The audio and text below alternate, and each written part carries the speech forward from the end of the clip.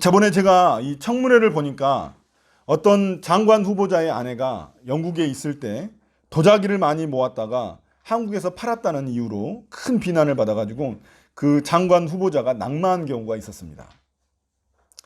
여러분 기억하시나요? 영국에서 남편이 주재원으로 있으니까 이 영국에 있는 도자기들을 모은 것인데 그것이 좀 숫자가 많아가지고 한국에서 팔았던 것입니다. 남편이 장관 후보자인데도 아내의 도덕성에 문제가 있어 결국 장관직에서 낙마하고 말았습니다. 물론 일반인들이 그렇게 했다면 그리 큰 문제가 아니었겠지만 장관 후보자였기 때문에 문제가 된 것입니다. 이처럼 우리는 정치인이나 고위 공무원을 뽑을 때 흠없는 사람을 뽑으려 합니다. 그래서 장관 같은 경우는 청문회를 통해 그들의 자격을 검증하는 것입니다. 다시 말해서 우리에게 본이 되는 사람을 뽑으려고 하는 것입니다. 우리는 더 높은 지위일수록 더 높은 도덕적, 윤리적 자질을 요구합니다. 이처럼 우리 사회에는 도덕적 자질이 매우 중요하게 요구되는 직업들이 있습니다. 법을 다루는 그런 사람들이라든지 공무원이나 종교인들이 대표적인 경우입니다. 세상 사람들에게 자신의 정체성에 가장 큰 영향을 미치는 것은 이러한 직업이나 지위입니다. 자, 그럼 그리스도인들은 어떨까요? 로마 시대 그리스도인들은 로마인, 유대인, 이방인 다양했습니다. 그리고 지위도 낮은 지위에 있는 사람부터 높은 지위에 있는 사람까지 다양했습니다. 그들에게는 직업, 지위, 배경 이런 것이 자신의 정체성을 말해주는 게 아니었습니다. 그들에게 가장 중요한 정체성은 그리스도인이라는 것이었습니다. 자신이 로마 귀족이든 이방인 노예이든 상관없었습니다. 중요한 것은 자신이 예수 그리스도를 따르는 그리스도인이라는 사실입니다. 그래서 당시 그리스도인들은 다른 사람들과 달리 높은 도덕적, 윤리적 기준을 가지고 있었습니다. 왜냐하면 성경이 그렇게 정하고 있기 때문이죠. 우리가 영화에서도 본 것과 같이 로마 시대는 매우 향락적인 문화가 유행했었습니다. 그림이나 벽화 같은 것을 보면 음란한 행위가 적나라하게 묘사된 경우가 많습니다. 그래서 그 당시에 로마 귀족 사회에 성병과 유전병이 유행했던 적이 있었습니다. 남자만 걸린 게 아니라 여자들까지 많이 걸린 것입니다. 그러다 보니까 이 혈통에 대한 걱정이 되어서 그들이 찾은 사람들이 있었습니다. 바로 그리스도인들이었습니다. 그리스도인 처녀들이었죠. 로마 귀족들은 그리스도인들이 철저한 성적 순결함을 지킨다는 사실을 알고 있었습니다. 그래서 그리스도인 처녀들을 자신들의 배필로 찾기 시작했습니다. 사회에서 왕따 같았던 그런 사람들이 이제는 가장 귀한 존재가 되어버린 것입니다. 어두우면 어두울수록 작은 불빛도 더 밝아 보이는 것이죠. 자, 이처럼 그리스도인들에게는 가장 중요한 자기 정체성이 바로 그리스도인이었다는 것입니다. 그렇다면 나에게 가장 중요한 정체성은 무엇이고 어떻게 드러나야 할까요? 자, 오늘 말씀을 통해서 나를 향한 하나님의 뜻을 분별하는 시간이 되기를 소망합니다. 레위기는 1장부터 17장까지 제사장들이 지켜야 할 제사법에 대해서 다루고 있습니다. 그래서 우리가 여러 가지 제사법을 배웠죠. 그리고 18장부터는 이제 오늘 이번 주부터 우리가 보는 18장부터는 백성들이 거룩함을 위해 일상 속에서 지켜야 하는 하나님의 말씀들, 명령들을 다루고 있습니다. 결국 1장부터 이 끝까지 이 레위기 전체는 결국 거룩과 관련된 그런 말씀입니다. 제사와 삶이 연결되어 있다는 것은 그러니까 17장까지는 제사를 다루고 18장부터는 삶을 다루기 때문에 제사와 삶이 연결되어 있다는 것은 다시 말해서 우리의 예배와 우리의 일상이 결코 분리되어서는 안 된다는 그런 의미입니다. 거룩하게 예배를 드리는 사람이라면 우리의 일상 속에서도 거룩해야 한다는 의미입니다. 오늘 우리가 볼 말씀에는 백성들의 대표라고 말할 수 있는 제사장이 거룩하기 위해 일상 속에서 지켜야 할 하나님의 명령들이 등장하고 있습니다. 우리가 구약에서 제사장이라고 하면은 흔히 지금의 목회자만을 떠올리기 쉽습니다. 그러나 이 잘못된 생각입니다. 신약에 들어오면 모든 성도들을 제사장이라고 부릅니다. 베드로전서 2장 9절은 이렇게 말하고 있습니다. 여러분은 택하심을 받은 족속이요 왕과 같은 제사장들이요 거룩한 민족이요 하나님의 소유가 된 백성입니다. 분명히 신약에서는 우리를 왕과 같은 제사장이라고 부르고 있습니다. 이제 저 같은 목회자만이 아니라 여러분 모두가 제사장인 것입니다. 우리 모두가 하나님과 세상을 섬기는 그런 제사장인 것입니다. 그러므로 오늘 말씀은 목회자인 저에게만 해당되는 게 아니고 지금 이 자리에 있는 여러분들 그리고 모든 그리스도인들이 지켜야 할 하나님의 말씀이자 명령인 것입니다. 오늘 말씀에서 하나님은 제사장이 지켜야 할 거룩한 삶의 모습을 장례식과 결혼식의 예를 들어서 설명하고 있습니다. 장례식과 결혼식은 그 당시 사람들에게 가장 중요한 인생의 사건이었습니다. 당시에는 전쟁이 많았고 또 수명도 짧았기 때문에 얼마나 장례식이 많이 치러졌겠습니까? 결혼식은 앞으로 후손을 갖게 되는 통로라서 그들에게 매우 중요한 사건으로 여겨졌습니다. 물론 장례식과 결혼식, 지금 우리에게도 매우 중요한 인생의 사건들입니다. 그렇죠? 우리에게 장례식과 결혼식이 되게 중요하잖아요. 이렇게 두 가지 대표적인 케이스만을 오늘 말씀에서 예로 든 이유는 그 나머지 일상, 장례식과 결혼식 말고 그 나머지 일상에서는 더더욱더 거룩한 삶을 살아야 한다는 것을 강조하기 위해서입니다. 샘플로 이 두 가지만 말한 것이죠. 먼저 제사장과 대제사장에게 있어서 가장 특징적인 거룩한 삶의 모습은 장례식에 참여하면 안 된다는 것입니다. 1절에 보시면 제사장은 누구든지 백성의 주검을 만져 자신의 몸을 더럽히는 일이 없도록 하여라 라고 했습니다. 백성들이 죽었을 때 그 장례식에 참여하지 말라는 의미입니다. 얼핏 보면 이 명령은 상식적이지 않습니다. 제사장이 백성들의 대표인데 백성들의 아픔을 함께하지 않는다는 게 이게 말이 되지 않습니다. 제사장으로서 백성의 아픔을 함께 나누고 도와줘야 이게 정상 아닌가요? 그렇다면 주님은 왜 이처럼 비상식적인 명령을 하셨을까요? 자, 4절입니다. 제사장들이 백성들의 어른이기 때문이라고 말하고 있습니다. 이 말은 제사장들이 지도자라는 의미입니다. 지도자.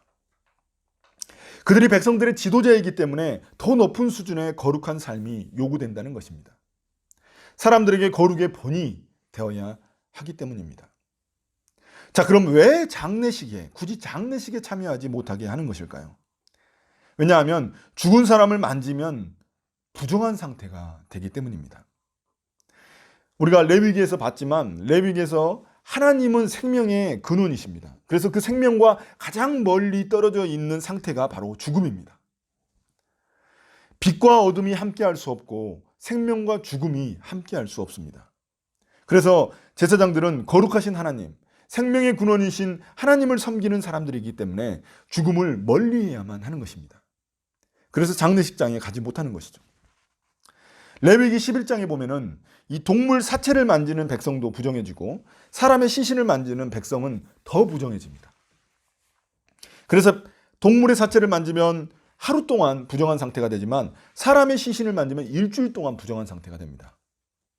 물론 백성들은 장례식에 참여할 수는 있었습니다. 그렇지만 일주일 동안 정결해지는 그런 기간을 가져야만 했던 것이죠. 그렇지만 제사장은 아예 장례식에 참석하지 못하도록 금지하고 있습니다. 그러니까 백성들보다 더 엄격한 기준이 이 제사장들에게 적용되고 있는 것이죠. 왜냐하면 제사장들이 백성들의 본이 되어야 하기 때문입니다. 자, 그렇지만 하나님이 또 예외 사항을 또 만들어 주셨습니다. 제사장들에게 예외가 있습니다. 자기 가족들 장례식은 참여할 수 있었습니다. 시집 가고 나면은 또 참여를 못 해요. 그렇지만 시집 가기 전이면 참여할 수 있습니다. 그래서 2, 3절에 그 이야기가 나옵니다. 제사장들도 다행히 가족들 장례식에 참여할 수 있었다고 이야기를 하고 있습니다. 자, 그런데 대제사장의 경우는 좀 더 다릅니다. 11절 보시면 그는 어떤 죽음에도 가까이 해서는 안 된다. 자기 아버지나 어머니가 죽었을 때에도 그 죽음에 가까이 하여 몸을 더럽혀서는 안 된다고 말하고 있습니다. 그러니까 대제사장은 어떤 건가요? 부모님이 돌아가셔도 그 장례식에 참여할 수가 없었습니다. 자, 왜 제사장은 되는데 왜 대제사장은 안 될까요? 그것은 대제사장이 제사장보다 훨씬 더 높은 수준의 거룩이 요구되기 때문입니다. 일반 백성들보다 제사장이 그 거룩의 수준이 더 높듯이 제사장보다 대제사장의 거룩의 수준이 더 높은 것입니다.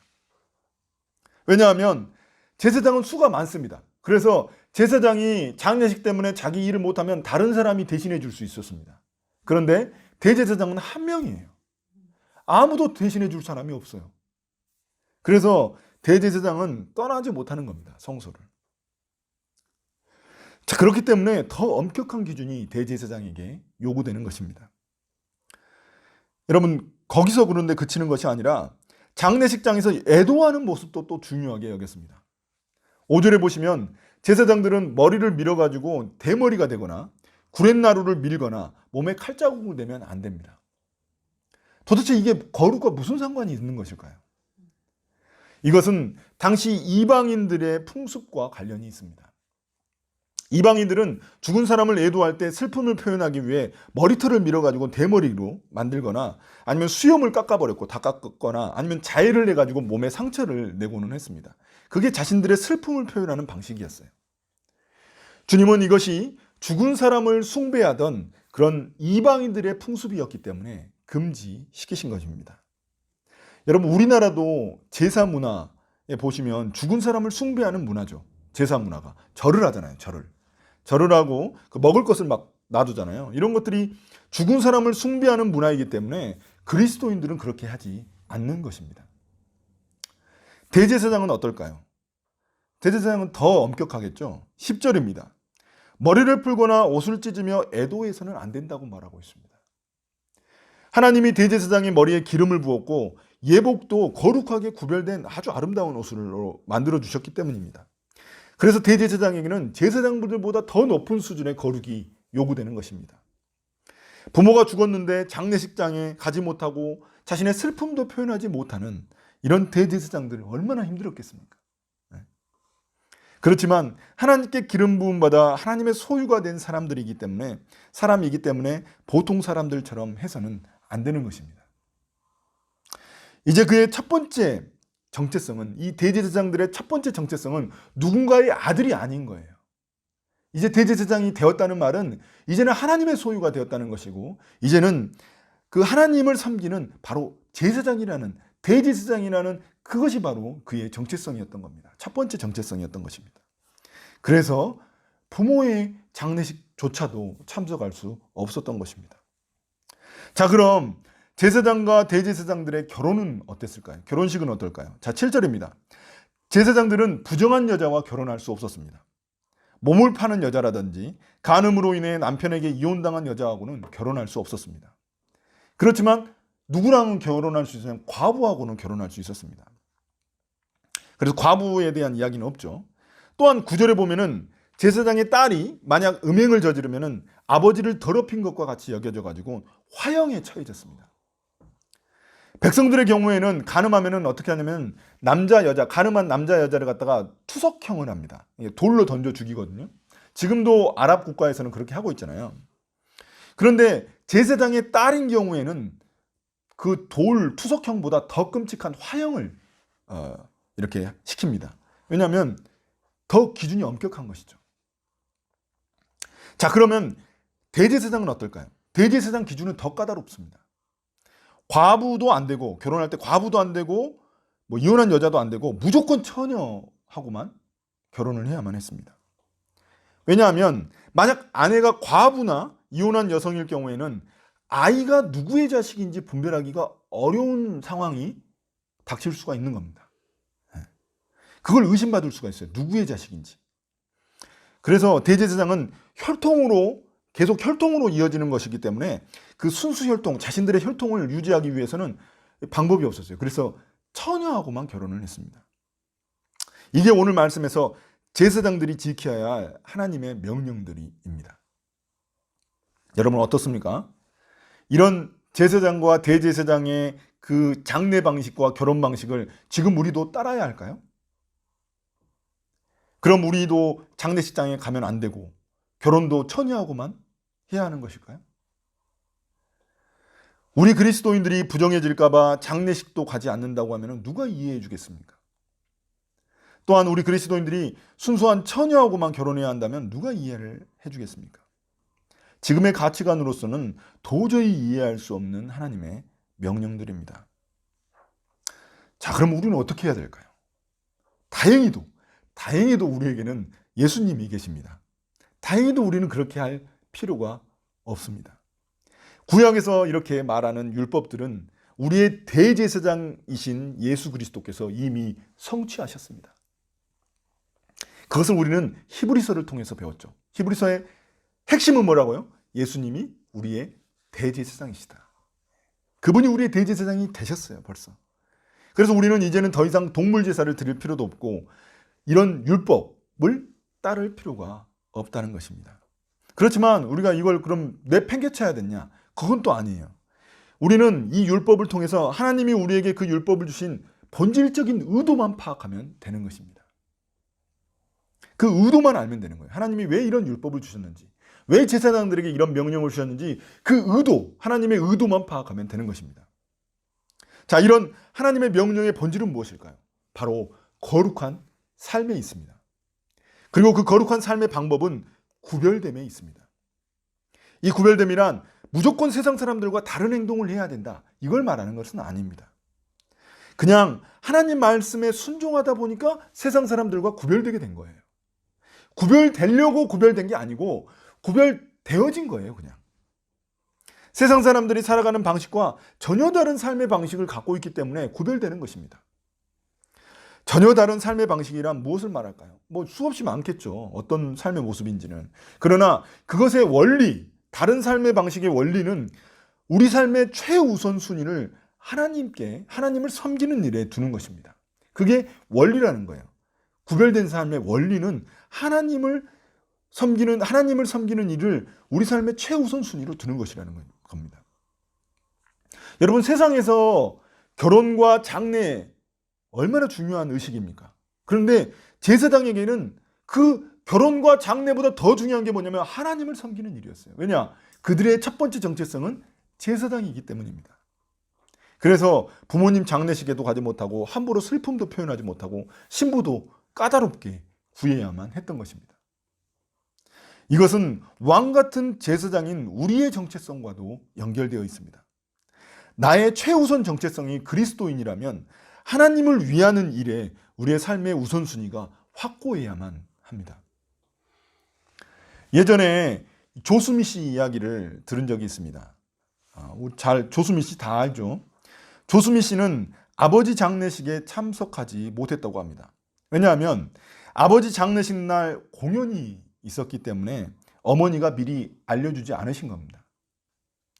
어머니는 조수미 씨에게 그날 전화를 해서 관객과의 약속인 공연을 다 마치라고 했다고 합니다. 그래서 조수미 씨는 그걸 이해할 수 없었지만 그럼에도 불구하고 아버지 장례식 날 독창회를 할 수밖에 없었다고 합니다. 왜 그랬을까요? 성악가라는 정체성이 그렇게 만든 것입니다. 어머니는, 그러니까 조수미 씨는 아니었을지라도 그 조수미 씨의 어머니는 내 딸이라는 정체성보다도 성악가라는 정체성을 우선시 하셨던 것입니다. 너무 심한 예 아닌가 이런 생각이 들 수도 있습니다. 그렇지만 우리에게 주는 교훈이 있습니다. 우리는 어떻습니까? 우리는 어떤 정체성이 나의 가장 우선순위 정체성입니까? 예수님이 제자들을 부르실 때 이렇게 말씀하셨습니다. 누가복음 14장 26절입니다. 누구든지 내게로 오는 사람은 자기 아버지나 어머니나 아내나 자식이나 형제나 자매뿐만이 아니라 심지어 자기 목숨까지도 미워하지 않으면 내 제자가 될 수 없다. 14장 33절에 보면 예수님은 제자들에게 너희 가운데서 누구라도 자기 소유를 다 버리지 않으면 내 제자가 될 수 없다고 하셨습니다. 이거 완전히 너무 급진적이고 너무 극단적인 말씀 아닌가? 아니 이렇게 다 버리지 않고는 가족도 다 버리고 소유도 버리지 않고는 그러면 제자가 될 수 없다는 말인가? 너무 무서운 말씀이죠. 이거 이단의 성경책에 있는 게 아니라 우리 성경책에 있는 말씀입니다. 이게. 자, 여러분 진짜 그런 의미일까요? 주님이 그렇게 이야기하신 걸까요? 예수님이? 자, 그럼 예수님의 제자들은 어땠는지 한번 보도록 하겠습니다. 예수님의 제자들은, 베드로는 장모님이 있었어요. 결혼해가지고 장모님이 있었어요. 이 제자들 중에 결혼한 제자들이 꽤 있었습니다. 근데 장모님이 계시면 장모님이 열병에 걸렸을 때 예수님이 오셔가지고 그 장모님을 고쳐주셨어요. 그러니까 가족을 버린 게 아니죠. 그리고 예수님은 제자들의 집이 있었어요. 제자들의 집이 있었는데 특별히 이제 가버나움에 있는 그 제자의 집에서 복음을 가르치신 일이 많았습니다. 그러니까 제자들은 실제로는 가족과 재산을 다 버린 게 아니에요. 그럼 이게 도대체 무슨 의미일까요? 이것은 예수님이 제자들의 첫 번째 조건이 그들의 삶의 우선순위가 바로 어디에 있어야 되는지에 대해서 말씀하고 계신 겁니다. 그들의 마음의 중심이 어디에 있어야 되는지 그것을 말씀하고 있는 것입니다. 예수님의 제자가 된다는 것은 하나님의 나라를 내 목숨보다도, 내 가족보다도, 내 소유보다도 더 우선순위에 두어야 한다는 그런 의미입니다. 우리의 일상에 많은 중요한 일들이 있고 중요한 사람들이 있습니다. 존재들이 있습니다. 그러나 하나님을 위하는 것이 우리 삶의 최우선순위가 되어야 제자라는 의미입니다. 왜냐하면 우리의 우선순위, 최우선순위의 정체성이 바로 그리스도인이기 때문입니다. 원래 그리스도인과 제자는 동일한 말입니다. 지금은 사람들이 제자하면은 더 엄청난 헌신하는 사람을 이야기하고 목회자 같은 사람을 제자라고 생각하고 자기들은 그리스도인에 불과하다고 말할지 모르지만 옛날에는 그리스도인이 제자고 제자가 그리스도인이었습니다. 오늘 말씀을 이제 마무리하겠습니다. 그리스도인이라는 사실이 우리의 삶에 어떤 영향을 미치고 있습니까? 그리스도인이 되었다는 것은 세상 사람들과는 다른 라이프 스타일을 갖는다는 것을 말합니다. 단지 예배드리고 기도한다고 해서 그리스도인이 아닌 것입니다. 그리스도를 따라 거룩한 삶을 살기 원한다면 대가를 치러야만 합니다. 삶의 우선순위가, 최우선순위가 주님을 따르는 삶이기 때문에 무엇인가는 희생될 수밖에 없다는 것입니다. 다른 것들은 순위가 밀리게 되는 것이죠. 그러니까 희생되는 것이죠. 그러나 이것은 진정한 의미에서 희생이라고 말할 수는 없습니다. 왜냐하면 예수님은 이렇게도 말씀하셨기 때문입니다. 이 제자들에게 다 버리라고 하셨지만 또 이렇게도 말씀하셨어요. 너희는 먼저 그의 나라와 그의 의를 구하라. 그리하면 이 모든 것을 너희에게 더하시리라. 여기서 말하는 그의 나라와 그의 의는 하나님 나라와 하나님의 의를 말씀하시는 것입니다. 그리고 이 모든 것이라는 것은 우리가 그것을 구할 때, 하나님 나라와 하나님의 의를 구할 때 이 모든 것, 우리가 생각하는 먹고 사는 모든 문제에 대해서 하나님이 더해 주신다는 것입니다. 그러니까 예수님 잘 따른다고 해서 이 세상에서 손해만 보는 것은 아니라는 겁니다. 희생만 하는 것은 아니라는 것입니다. 여러분, 주님은 내가 거룩하니 너희도 거룩하라고 말씀하셨습니다. 이게 레위기의 핵심입니다. 핵심. 레위기의 한 문장을 뽑는다면, 레위기의 딱 한 문장만 뽑는다면 주님은 내가 거룩하니 너희도 거룩하라. 이 말씀이 레위기의 주제 문장입니다. 핵심입니다. 여러분, 거룩한 삶을 열망하십니까? 그렇다면 구별된 삶, 다른 삶을 살아야만 하는 것입니다. 틀린 삶이 아니라 다른 삶을 살아야만 하는 것입니다. 우리는 예수 그리스도를 따르는 그리스도인이기 때문입니다. 저는 우리 다카포 모든 식구들이 그런 그리스도인, 제자가 되시기를 예수님의 이름으로 축복합니다. 아멘.